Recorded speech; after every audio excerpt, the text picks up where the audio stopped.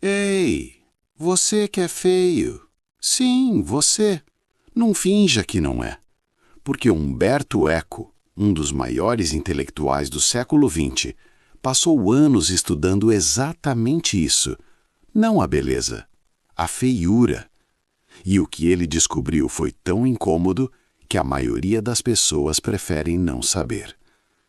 Vamos começar do começo.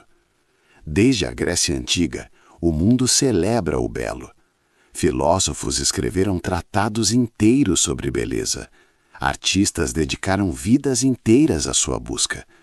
Mas o feio ficou de lado, esquecido, ignorado.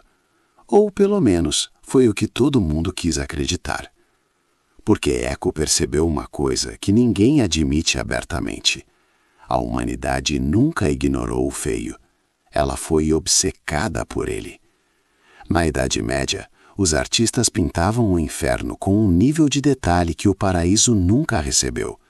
Demônios com escamas, chamas, dentes afiados, cada textura cuidadosamente pensada, cada deformidade cuidadosamente desenhada. O paraíso, luz dourada, anjos genéricos, nuvens. Parece que o inferno era mais interessante de pintar e, provavelmente, mais interessante de assistir. E não era só na pintura. A literatura medieval adorava monstros, criaturas com 3 cabeças, seres meio homem, meio animal, gigantes, anões, aberrações de toda a espécie. E o público amava, porque o monstro não era só um monstro, era um espelho.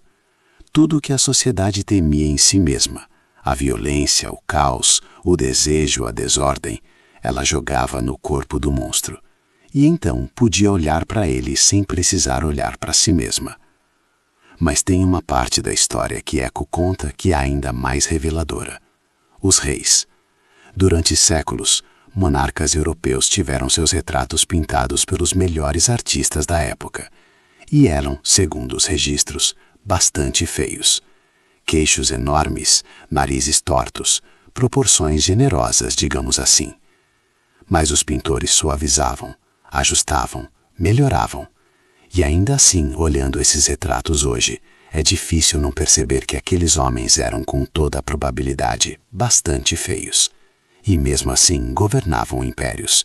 E mesmo assim os súditos os admiravam. Eco explica por quê. O dinheiro, o poder, eles não transformam o feio em belo. Eles simplesmente tornam a feiura irrelevante. Um homem feio com poder não é feio, é imponente. A diferença entre os dois é a plateia. Eco afirma que o conceito de feio muda completamente dependendo da época e da cultura. O que era feio na Grécia Antiga podia ser sagrado em outra civilização. O que é feio no Brasil hoje podia ser sinal de riqueza em outro século. Uma máscara ritual africana horripilante para um olhar ocidental, sagrada para quem a criou.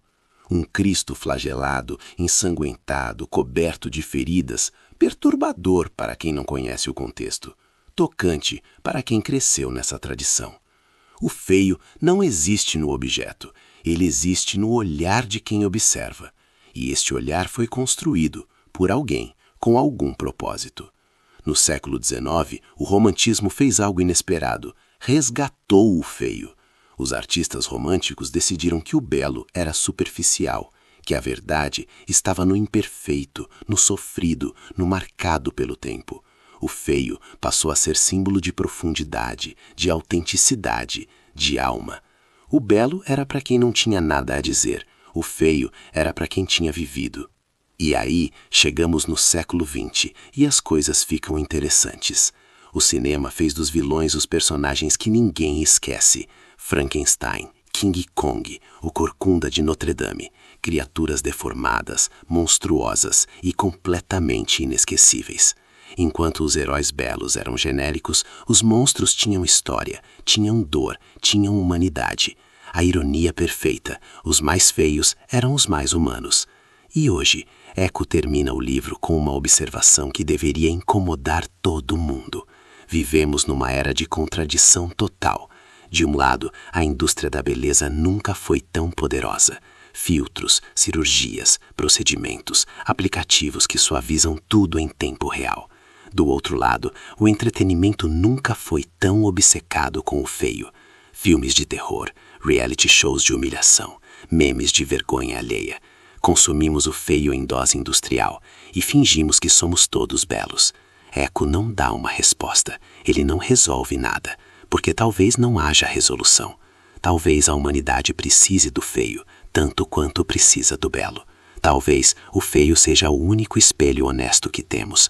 O belo nos mostra quem queremos ser, o feio nos mostra quem somos. E uma sociedade que só tolera o belo não está evoluída, está com medo.